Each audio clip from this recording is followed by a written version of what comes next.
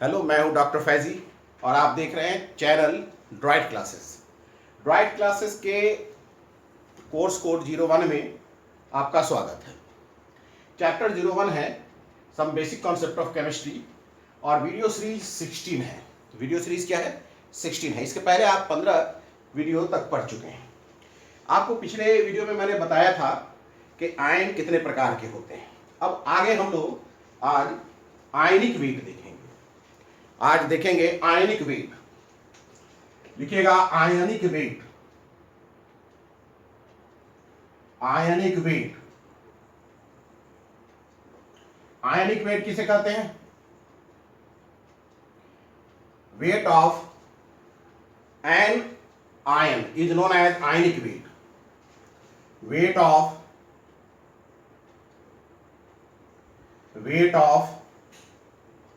an ion is known as weight of an ion is known as ionic weight। है कि नहीं? आयनिक weight निकालेंगे कैसे? Ionic weight is equal to होगा summation of atomic weight of all elements present in an ion. तो इसे ionic weight निकालते कैसे? हम लिखेंगे ionic weight is equal to summation of atomic weights of all atoms present in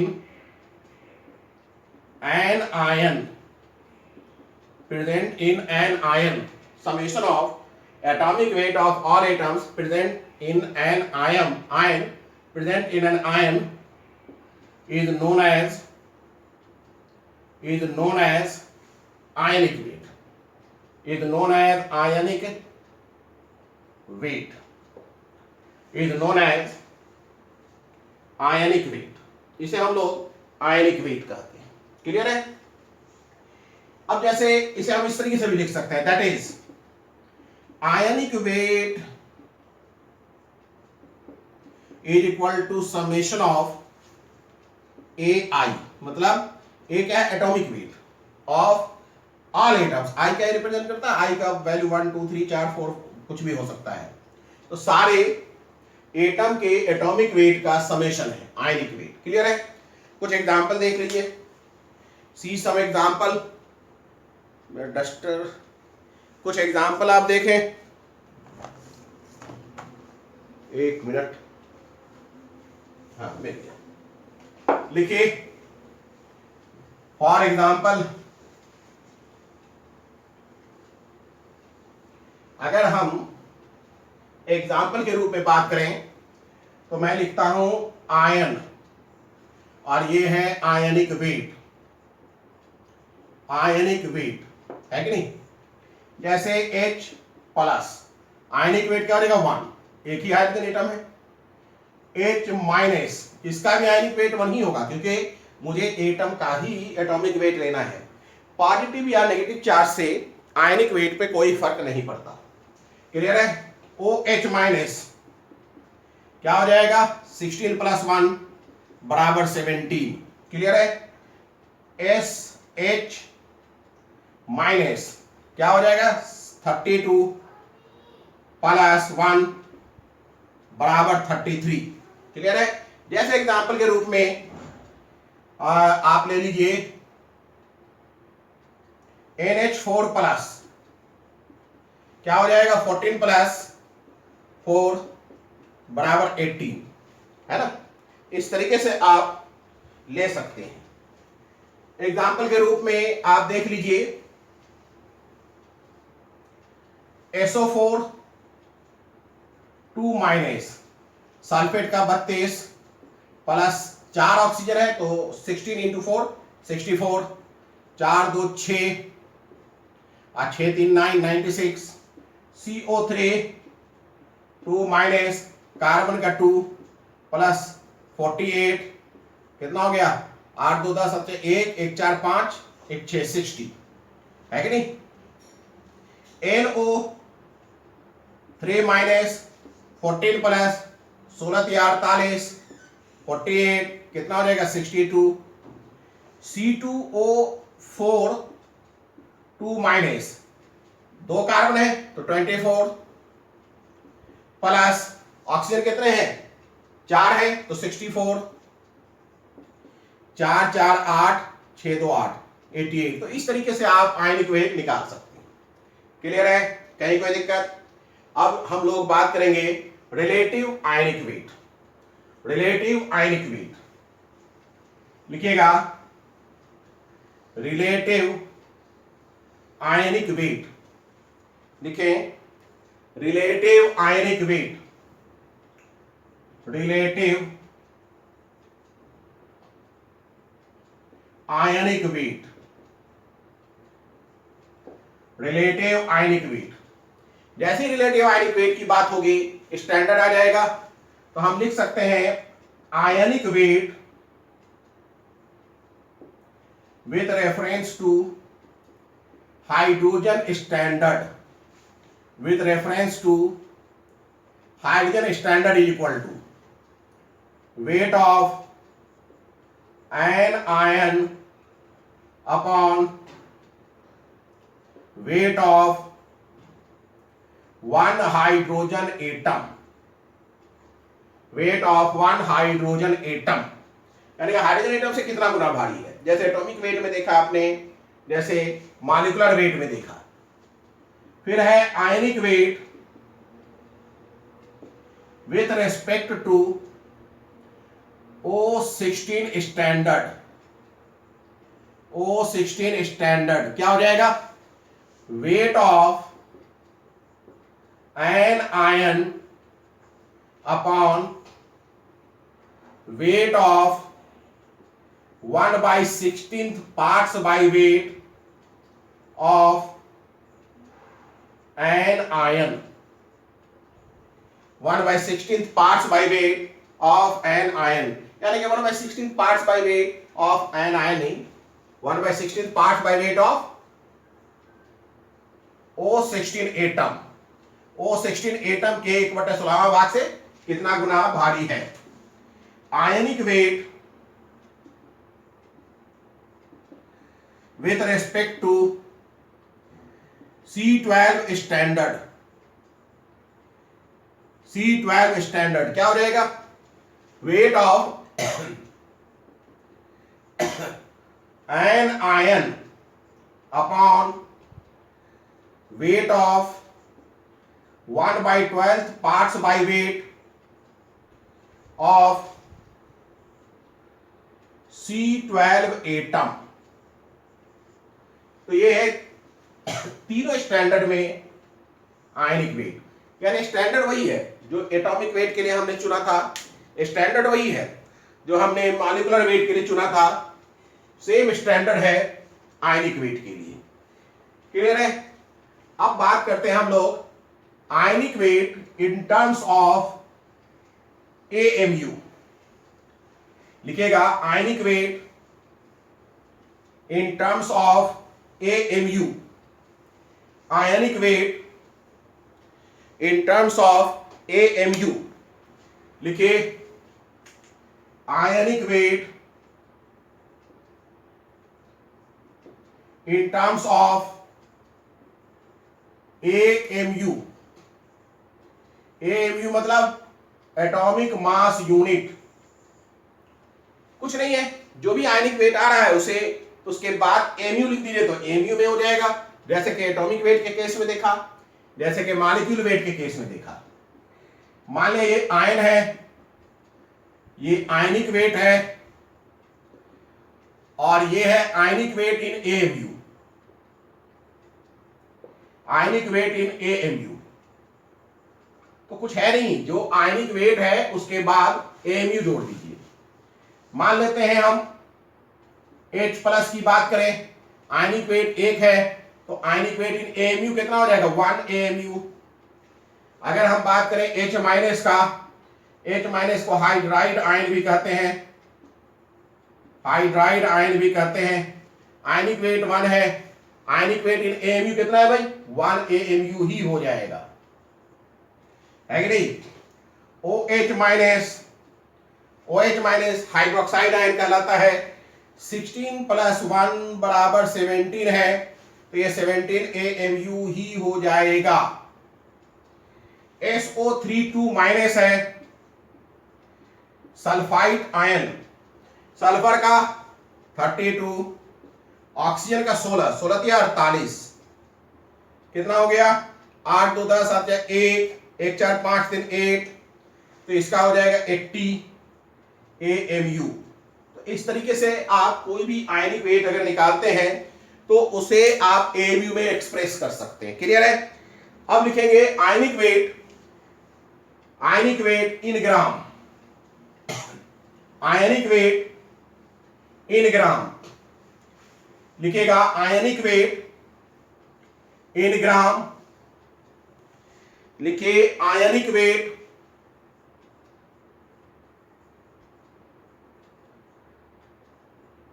इन ग्राम। ठीक है, मतलब क्या भाई? मतलब है वेट ऑफ 1 आयन इन ग्राम, ये मतलब है। क्लियर है? इसे एक क्वेश्चन से देखिए, calculate the wait of 1 CO32 minus ion in gram, weight of 1 CO32 minus ion, इसको ग्राम में देखना है। क्लियर है? क्या हो जाएगा सॉल्यूशन? पहले आप आयनिक वेट निकालिए, ionic weight of CO32 minus क्या हो जाएगा भाई? 12 + 48, 8 2 10 1 1 4 5 1 6, 60। तो weight of an ion in AMU क्या हो जाएगा? सीधा हम लोग क्या करेंगे, 60 में AMU लगा देंगे। Weight of an ion in AMU बराबर 60 AMU हो जाएगा कि नहीं? अब मुझे क्या करना है, ग्राम में पता लगाना है। तो weight of an ion in gram is equal to हो जाएगा 60 इंटू 1.67 इंटू 10⁻⁻24 ग्राम। क्लियर है? क्यों भाई? क्योंकि मुझे मालूम है 1 AMU बराबर होता है 1.67 इंटू 10⁻⁻24 ग्राम। तो इस तरीके से आप चाहे तो किसी भी आयनिक वेट को ग्राम में बदल सकते हैं। अब हम लोग देखेंगे ग्राम आयनिक वेट। आप क्या देखेंगे? ग्राम आयनिक वेट। लिखिए ग्राम ionic weight, gram ionic wait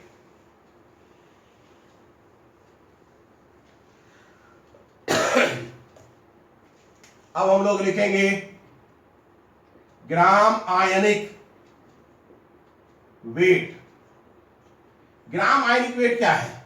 यह एक कॉन्सोलिडेटेड टर्म है, यह एक मिला हुआ टर्म है ना। जैसे ग्राम एटॉमिक वेट था, ग्राम मॉलिक्यूलर वेट था, वैसे ही है ना। इसे कैसे डिफाइन करेंगे? Wait of 1 mole ion, wait of 1 mole ion in gram. Clear है?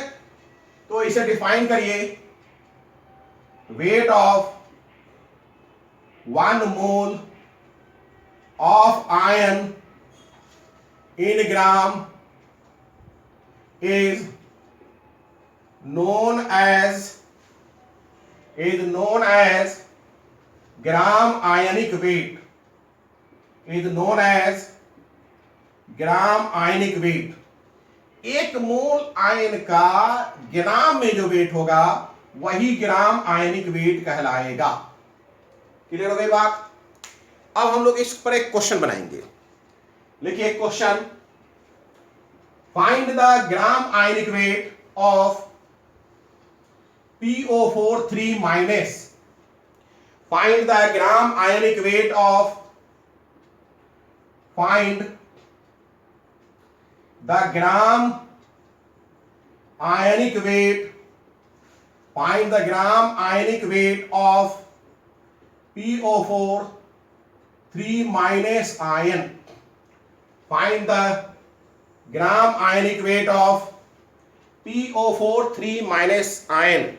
PO4 3 minus ion का आपको ग्राम आयनिक वेट निकालना है। कैसे निकालेंगे? मुझे मालूम है आयनिक वेट पहले निकालना है। आयनिक वेट सॉल्यूशन है ना। आयनिक वेट ऑफ PO4 3 माइनस कितना हो जाएगा भाई? 31 प्लस 64 बराबर 95। ये 95 हो जाएगा। क्लियर है? अब ये बताइए कि ये एक वेट का एक आयन का ग्राम में कितना वेट हो जाएगा। ठीक है, चलिए तो पहले हम लिखते हैं weight of one PO4 3 minus is equal to weight of one PO4 3 minus in AMU पहले निकाल लेते हैं। इन AMU बराबर 95 AMU होगा। अब हम लिखेंगे AMU को कन्वर्ट कर देंगे ग्राम में। Weight of 1 PO4 3 minus in gram. AMU को कन्वर्ट करेंगे तो क्या होगा? 95 into 1 upon 6.022 into 10 to the power 23 gram. 95 into 1 upon 6.022 into 10 to the power 23 gram. आपको याद होगा कि 1 AMU बराबर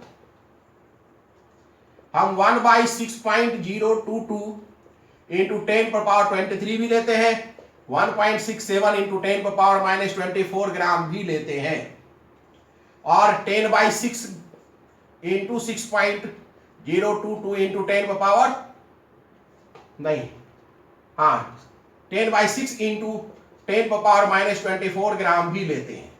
क्लियर है? तो यहां हमने 1/6.022 इंटू 10 पर पावर 23 ले लिया।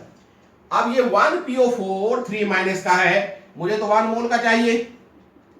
तो weight of 1 mole PO4 3 minus in gram क्या हो जाएगा? 95 इंटू 1/6.022 इंटू 10 पर पावर 23 इंटू 6.022 इंटू 10 पर पावर 23 ग्राम। ये और ये कैंसिल, बराबर हो जाएगा 95 ग्राम, बराबर हो जाएगा 95 ग्राम। तो इस तरीके से हम लोगों ने देखा ग्राम आयनिक वेट। इस तरीके से हम लोगों ने क्या देखा? ग्राम आयनिक वेट। अगर आप गौर करिए तो gram ionic weight gram atomic weight या ग्राम मॉलिक्यूलर वेट की तरह ही है कि अगर हम आयनिक वेट को ग्राम में एक्सप्रेस कर दें तो ग्राम आयनिक वेट हो जाएगा। तो हम इसे रीडिफाइन कर सकते हैं ना। तो लिखेगा alternate definition, alternate definition, alternate definition लिखेगा अल्टरनेट डेफिनेशन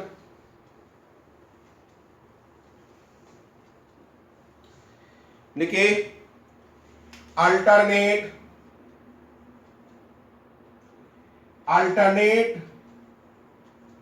डेफिनेशन क्या हो जाएगा भाई? आयनिक वेट, ग्राम आयनिक वेट किसे कहेंगे? Gram ionic weight is ionic weight expressed in gram, is ionic weight expressed in gram. है कि नहीं? कहीं कोई दिक्कत? जैसे एग्जांपल के रूप में अगर हमने आयन ले लिया, आयनिक वेट ले लिया और ग्राम आयनिक वेट ले लिया, ठीक है? आयन का अगर वैल्यू मैंने CO3 आयन CO3 2 माइनस ले लिया तो कितना हो जाएगा? 48 और 12, 48 तो 50 और 60। आयनिक वेट क्या हो जाएगा? 60। और ये ग्राम आयनिक वेट क्या हो जाएगा? 60 ग्राम। ये ग्राम आयनिक वेट का मतलब समझा आपने? Wait of 1 mole, wait of 1 mole ion है, 1 मोल आयन है। और आयनिक वेट क्या है, रिलेटिव आयनिक वेट है फॉर सिंगल आयन। क्लियर है। वैसे ही अगर हमने SO4 2 माइनस का ले लिया तो ये 96 हो जाएगा, यहां सीधे 96 ग्राम कर देंगे। अगर हमने PO4 3 माइनस का ले लिया 95, यहां सीधे 95 ग्राम कर देंगे। तो इस तरीके से आप चाहें तो ग्राम आयनिक वेट बार बार कैलकुलेशन नहीं करना है, सीधे आयनिक वेट के बाद ग्राम चिपका देना है। क्लियर है। आयनिक वेट के बाद सीधे ग्राम आप उसमें ऐड कर दें तो ग्राम आयनिक वेट हो जाएगा। चलिए, तो ये तो था आपका ग्राम ionic weight. Gram ionic wait को हम मोलर मास भी कह सकते हैं। ग्राम आयनिक वेट को हम क्या कर सकते हैं, मोलर मास भी कह सकते हैं, क्योंकि 1 मोल का मास है। नोट करके आप ये लिख सकते हैं, नोट करके लिख सकते हैं, gram ionic weight is equal to molar mass, is equal to molar mass. Gram ionic weight is equal to molar mass. Clear हो गई बात। 1 मोल का मास है। चलिए, अब ग्राम आयनिक वेट के बाद नंबर ऑफ ग्राम आयन देखें, या उसे हम number of gram ionic weight भी कह सकते हैं। अब लिखेगा number of gram ion, gram ion भी बोलते हैं लोग, या number of gram ionic weight भी आप बोल सकते हैं।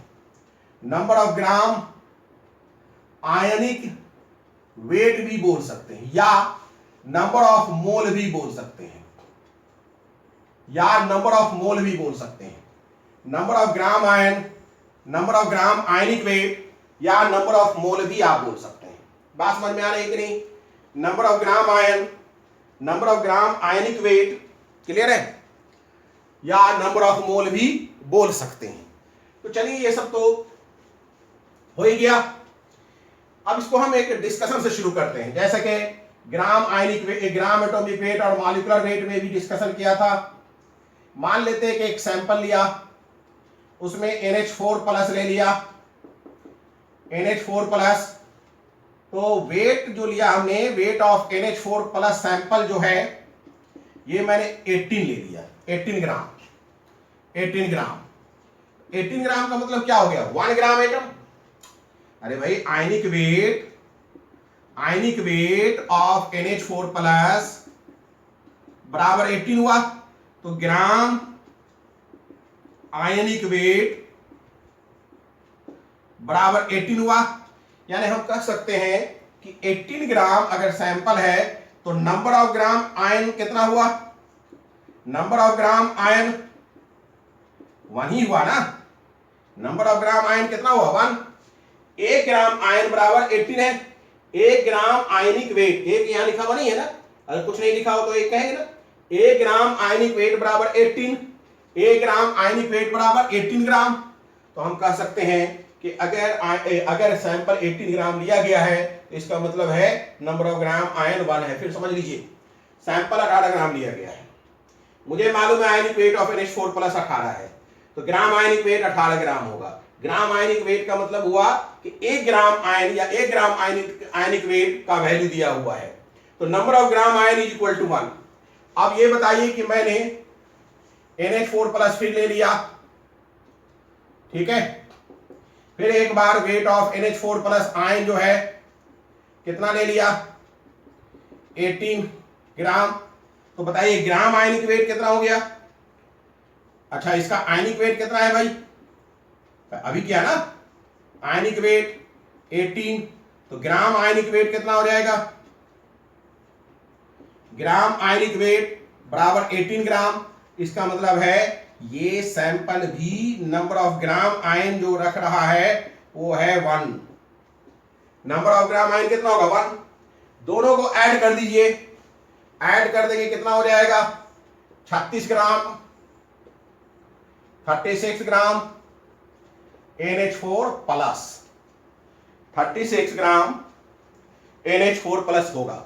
अब ये बताइए 1 ग्राम आयन और 1 ग्राम आयन, 1 ग्राम आयन ये है नंबर ऑफ ग्राम आयन, ये भी नंबर ऑफ ग्राम आयन है, यानी कि 1 ग्राम आयन है ना भाई, दैट इज 1 ग्राम आयन मौजूद है, यहां भी 1 ग्राम आयन मौजूद है। 1 ग्राम आयन मौजूद है। ये दोनों अब यहां जाके मिल गया, तो आप बताइए कितना ग्राम आयन होगा? 2 ग्राम आयन होगा कि नहीं? बिल्कुल होगा। तो ये कितना हो जाएगा? 2 ग्राम आयन, ये 2 ग्राम आयन हो जाएगा। तो हम सैंपल में नंबर ऑफ ग्राम आयन निकाल सकते हैं इस तरीके से। अब हम इसी चीज को मैथमेटिकली निकालते हैं, मैथमेटिकली देखते हैं। चलिए इसे मिटा दें। अब इसी चीज को मैथमेटिकली चलिए वर्कआउट करते हैं। लिखिए क्वेश्चन, सेम सैंपल का क्वेश्चन लिखाते हैं। Find the number of gram ion, find the number of gram ion in 36 gram NH4 sample, NH4 plus ion. Question है find the number of gram ion in 36 gram NH4 plus ion. Find the number of gram ion in 36 gram NH4 plus ion. 36 gram NH4 plus ion में number of gram ion की बात हो रही है, number of gram ion की बात हो रही है। क्लियर है? Find the number of gram ion in 36 gram NH4 plus ion. कैसे बनाएंगे? पहले आयनिक वेट निकालिए। Ionic weight of NH4 plus, ionic weight of NH4 plus is equal to 18। तो gram ionic weight, gram ionic weight is equal to हो जाएगा 18 ग्राम। क्या मतलब? मतलब ये कि 18 ग्राम NH4 प्लस, ठीक है, 1 ग्राम आयन के बराबर है, 1 ग्राम आयन के बराबर है। 18 ग्राम NH4 प्लस किसके बराबर है? 1 ग्राम आयन के बराबर है। मतलब 1 ग्राम NH4 प्लस 1/18 ग्राम आयन के बराबर है।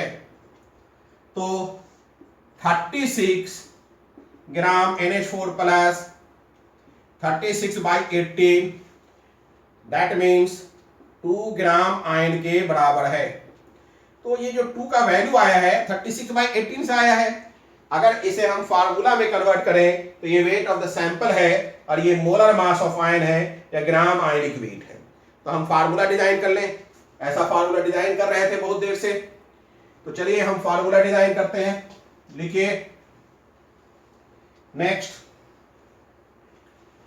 नेक्स्ट है नंबर ऑफ मोल या ग्राम आयन, उसे मोल भी कह सकते हैं। Number of mole, number of mole या number of gram ion, number of mole या number of gram ion is equal to weight of sample in gram upon gram ionic weight, upon gram ionic weight. Clear है? जैसे हमने निकाला था number of gram atom या number of gram molecule, उसी pattern पे निकल गया, उसी पैटर्न पर ये भी निकल गया। अब आगे बात करते हैं हम लोग नंबर ऑफ आयन का। अब आगे बात की जाए नंबर ऑफ आयन का। लिखिए नंबर ऑफ आयन, नेक्स्ट लिखिएगा नंबर ऑफ आयन, आयन के नंबर की बात करें सैंपल में, है ना। इसे क्वेश्चन से समझिए। Find the number of ion in, find the number of ion in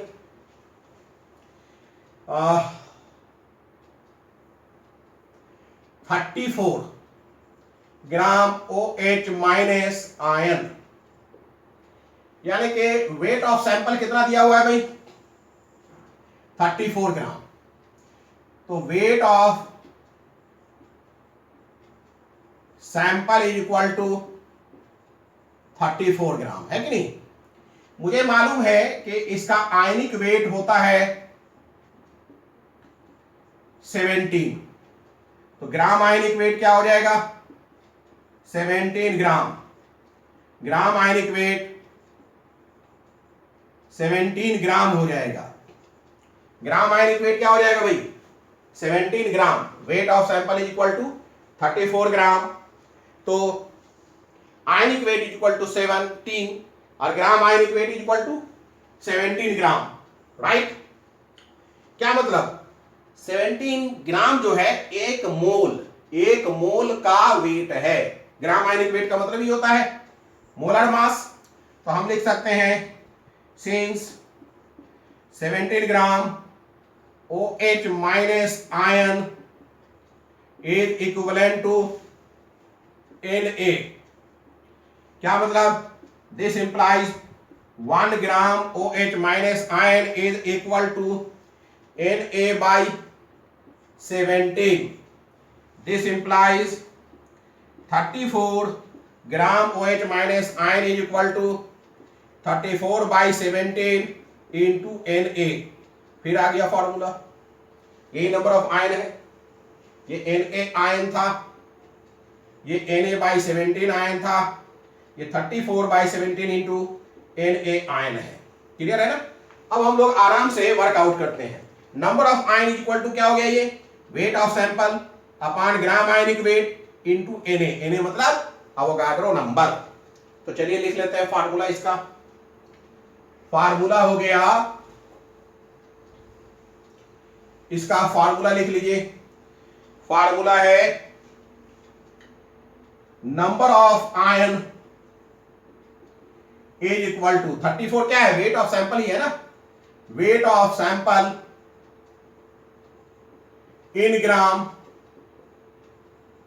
upon ये मोलर मास है, हम इसे ग्राम आयनिक वेट भी बोलते हैं, gram ionic weight into Na। तो ये हमारा नंबर ऑफ आयन भी निकल गया, है कि नहीं? ये हमारा नंबर ऑफ आयन भी निकल गया। क्लियर है? चलिए, तो इस तरीके से आपने नंबर ऑफ आयन भी निकालना सीख लिया। क्लियर है? अब एक जनरलाइज फार्मूला लेते हैं, है ना? डिस्कशन करके एक जनरलाइज फार्मूला लेते हैं। डिस्कशन देखिए, डिस्कशन में एक बात बोल सकते हैं कि हम लिखे सब्सटेंस या वेट ऑफ सैंपल इन ग्राम। समझिएगा इस चीज को, वेट ऑफ सैंपल इन ग्राम। ये क्या हो सकता है? एटॉमिक सैंपल हो सकता है। ये क्या हो सकता है? मॉलिक्यूलर सैंपल हो सकता है। मॉलिक्यूलर सैंपल हो सकता है। ये क्या हो सकता है? आयनिक सैंपल हो सकता है। क्लियर है?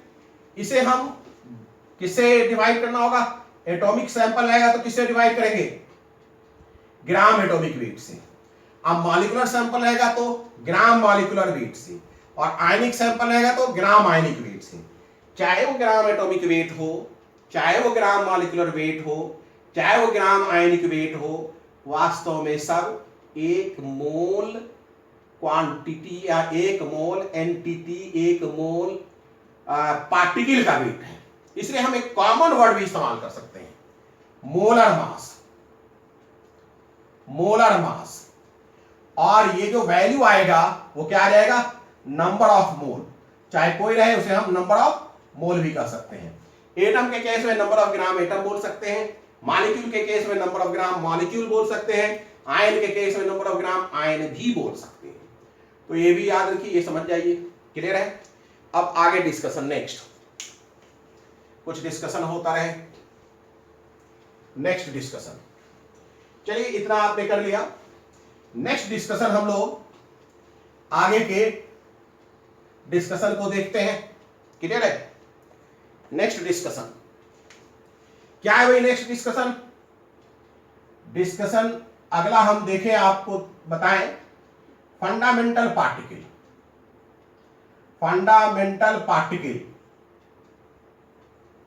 ठीक है? जैसे इलेक्ट्रॉन, प्रोटॉन, न्यूट्रॉन, एटम के अंदर जो फंडामेंटल पार्टिकल होते हैं, इनका हम मास देखेंगे, और ये वैल्यू याद रखना है आपको। इनका हम एब्सोल्यूट चार्ज देखेंगे और रिलेटिव चार्ज देखेंगे। पहले रिलेटिव चार्ज देखते हैं, रिलेटिव चार्ज, और नेक्स्ट है एब्सोल्यूट चार्ज। एब्सोल्यूट चार्ज, अगर मान लेते हैं इलेक्ट्रॉन की बात की जाए तो इनका मास होता है 9.1 इंटू 10⁻³ kg, रिलेटिव चार्ज -1, और कोई क्या एब्सोल्यूट चार्ज तो 1.6 इंटू 10⁻19 कूलम। ऑब्वियसली क्या है, एब्सोल्यूट चार्ज भी नेगेटिव नेचर का है। प्रोटॉन की अगर बात की जाए तो इसका वैल्यू होगा 1.67 इंटू 10⁻27 kg मास, और relative charge +1, absolute charge same 1.6 into 10⁻19 coulomb. अगर हम न्यूट्रॉन की बात करें, न्यूट्रॉन की बात करें तो इसका भी वेट ऑलमोस्ट इतना ही होता है, 1.67 इंटू 10⁻27 kg। रिलेटिव चार्ज की बात करें तो ये न्यूट्रल है, कोई चार्ज नहीं, न्यूट्रल है, ये भी न्यूट्रल है, ये भी न्यूट्रल है, ये भी न्यूट्रल है, इलेक्ट्रॉन प्रोटॉन न्यूट्रॉन। क्लियर है? तो इस तरीके से आप देख रहे हैं कि फंडामेंटल पार्टिकल का रिलेटिव चार्ज क्या होता है, फंडामेंटल पार्टिकल का एब्सोल्यूट चार्ज क्या होता है। क्लियर है? एक और डिस्कशन कर लिया जाए। नेक्स्ट एक और डिस्कशन है, देखिए भाई, डिस्कशन कुछ इस तरीके का है। पहले हम केटायन लेते हैं, केटायन पर बात करते हैं। ठीक है, केटायन लेते हैं, ये सोडियम है और ये एटम है, सोडियम एटम है, ये न्यूट्रल है कि नहीं? इससे एक इलेक्ट्रॉन आप निकाल लीजिए, ये हो जाएगा Na+। अब ये केटायन है और एक इलेक्ट्रॉन निकल जाएगा। सोडियम का अगर आप जेड की बात करें तो 11 है और मास नंबर कितना है 23, यानी जेड बराबर 11। क्या मतलब? इलेक्ट्रॉन और प्रोटॉन की संख्या 11 है। क्लियर है? अब बताइए कि अगर इलेक्ट्रॉन और प्रोटॉन की संख्या 11 है तो चार्ज कितना हुआ? Total charge, total charge calculate करिए। टोटल चार्ज 11 इंटू +1 प्रोटॉन के लिए, प्लस 11 इंटू -1 इलेक्ट्रॉन के लिए, 0 वैल्यू आ जाएगा, नहीं आ जाएगा? ये 11 हो जाएगा, ये माइनस है तो -11 0 हो जाएगा। न्यूट्रॉन कितना है भाई? न्यूट्रॉन जो है मास नंबर यानी 23 -11 यानी कि नंबर ऑफ प्रोटॉन, दोनों को का डिफरेंस निकाल लीजिए 12। जब कभी रिएक्शन कराया जाता है इलेक्ट्रॉन निकलता है या इलेक्ट्रॉन मिलता है, इलेक्ट्रॉन का लॉस हो तो केटायन बनता है, इलेक्ट्रॉन का गेन हो तो एनायन बनता है। अगर लॉस होगा केटायन बनेगा, ठीक है, प्रोटॉन कभी नहीं निकलेगा, न्यूट्रॉन कभी नहीं निकलेगा केमिकल रिएक्शन में। अगर प्रोटॉन और न्यूट्रॉन भी इन्वॉल्व हो जाएंगे तो फिर क्या हो जाता है? वो न्यूक्लियर रिएक्शन होता है, वो तो आप जानते हैं, एटम बम को बोलते हैं, तो ये नहीं निकलता। क्लियर है? Na+ cation. अब आप बताइए यहां जेड का वैल्यू कितना है? जेड का वैल्यू तो अभी भी 11 है, लेकिन इलेक्ट्रॉन का वैल्यू कितना हो जाएगा? 11 - 1 बराबर 10। क्यों? क्योंकि एक इलेक्ट्रॉन निकल गया है। और प्रोटॉन का वैल्यू क्या होगा? वही रहेगा, सेम 11। तो टोटल चार्ज गिनिए, टोटल चार्ज, अगर हम टोटल चार्ज की बात करें तो टोटल चार्ज कितना हो जाएगा? जल्दी से बताइए टोटल चार्ज।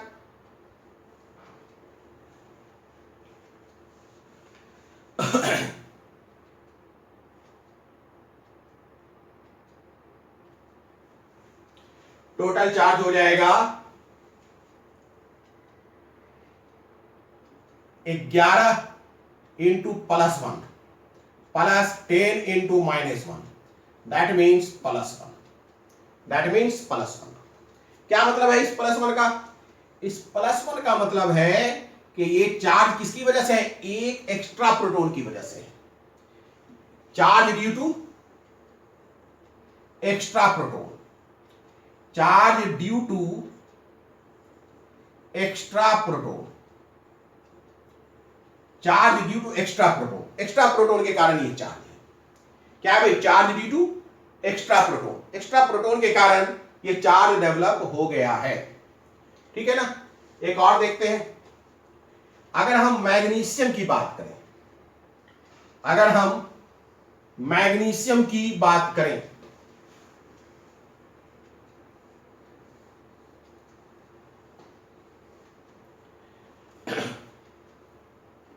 मैग्नीशियम सोचिए 12, 24, क्लियर है? मैग्नीशियम जो है या एक इलेक्ट्रॉन छोड़कर Mg++ देगा और फिर ये एक इलेक्ट्रॉन छोड़कर यहां दिखा देते हैं निकलता हुआ, एक इलेक्ट्रॉन छोड़कर Mg2+ देगा। इसका Z का वैल्यू क्या है? 12। मतलब इलेक्ट्रॉन और प्रोटॉन बराबर है 12। न्यूट्रल होगा। टोटल चार्ज निकाल लीजिए। टोटल चार्ज कितना हो जाएगा? 12 इंटू +1 प्लस 12 इंटू -1 बराबर 0। न्यूट्रल है ये। इसमें बताइए क्या है? अब भी Z 12 है, मतलब proton is equal to 12 but electron is equal to now 11। तो टोटल चार्ज क्या हो जाएगा? टोटल चार्ज हो जाएगा 12 इंटू +1 प्लस 11 इंटू -1 मतलब +1। एक एक्स्ट्रा चार्ज। ये क्यों है भाई? एक एक्स्ट्रा प्रोटॉन के लिए के कारण है, due to 1 extra proton, due to 1 extra proton, due to 1 extra proton, extra proton के कारण है। अब यहां एक और इलेक्ट्रॉन निकल गया। Z अब भी 12 ही है, Z अब भी 12 है। इसका मतलब प्रोटॉन 12 है, लेकिन इलेक्ट्रॉन 10 से भी 11 से भी कम हो गया, 10 हो गया। तो टोटल चार्ज क्या हो जाएगा? टोटल चार्ज बराबर 12 इंटू +1 प्लस 10 इंटू -1 बराबर +2। ये दो एक्स्ट्रा प्रोटॉन के कारण है, due to 2 extra proton, due to 2 extra proton, due to 2 extra proton. 2 extra proton के कारण ये, ड्यू टू 2 एक्स्ट्रा प्रोटॉन। तो एक बात समझ लीजिए कि केटायन पर कोई चार्ज बनता है तो लॉस ऑफ इलेक्ट्रॉन के कारण होता है। जितना इलेक्ट्रॉन लॉस होगा उतना एक्स्ट्रा प्रोटॉन होगा और वह प्रोटॉन के कारण उस पर पॉजिटिव चार्ज होगा। क्लियर है? अगर 3 इलेक्ट्रॉन लॉस हो जाता तो 3 पॉजिटिव चार्ज हो जाता। क्लियर हो गई बात? कहीं कोई दिक्कत? अब हम एनायन का भी एक केस देख लें। एनायन का भी एक केस देख लेते हैं। लिखिएगा एनायन, एनायन का भी एक केस देख लिया जाए। एनायन, अगर बात किया जाए एनायन का, तो एनायन में हम ऑक्सीजन ले लेते हैं। O पर एक इलेक्ट्रॉन दे दीजिए, O- हो जाएगा और फिर एक इलेक्ट्रॉन दे दीजिए, O2- हो जाएगा। O का 8 और 16 होता है, Z बराबर 8। क्या मतलब? इलेक्ट्रॉन और प्रोटॉन की संख्या बराबर है और वो कितना है? 8। तो टोटल चार्ज गिनिए। टोटल चार्ज की अगर बात की जाए तो हो जाएगा 8 -1 प्लस 8 + 1 बराबर 0, इसलिए न्यूट्रल है। यहां इसके पास एक्स्ट्रा इलेक्ट्रॉन है, प्रोटॉन एक्स्ट्रा नहीं है। Z बराबर 8, this means P is equal to 8 but electron is equal to 8 + 1 बराबर 9।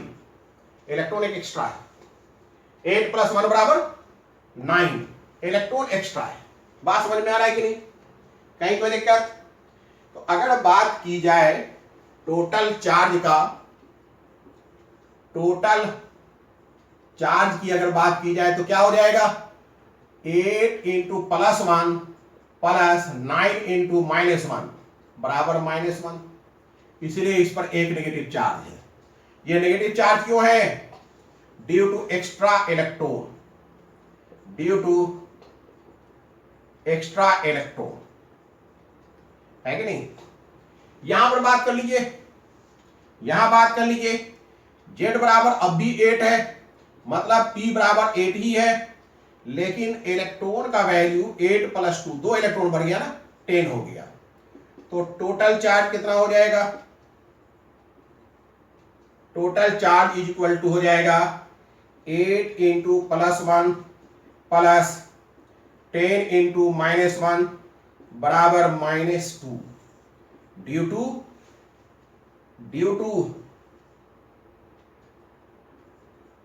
2 extra electron, due to 2 extra electron, due to 2 extra electron, 2 extra electron के कारण है। क्या बात समझ में आ रही है मेरी। तो इस तरीके से आपने एनालाइज किया। अब इसके बाद हम लोग देखते हैं, एक और क्वेश्चन देखते हैं। आपको फाइनली क्या पता चला, कैटायन लॉस ऑफ इलेक्ट्रॉन के कारण, एनायन गेन ऑफ इलेक्ट्रॉन के कारण। जब इलेक्ट्रॉन लॉस होगा तो प्रोटॉन की संख्या बढ़ जाएगी, जितना एक्स्ट्रा प्रोटॉन होगा, ठीक है ना, और जितना एक्स्ट्रा इलेक्ट्रॉन बढ़ेगा यानी गेन ऑफ इलेक्ट्रॉन से एनायन बनेगा, जितना एक्स्ट्रा इलेक्ट्रॉन मिलेगा उतना नेगेटिव चार्ज होगा। चलिए अब एक क्वेश्चन बनाइए। क्वेश्चन है,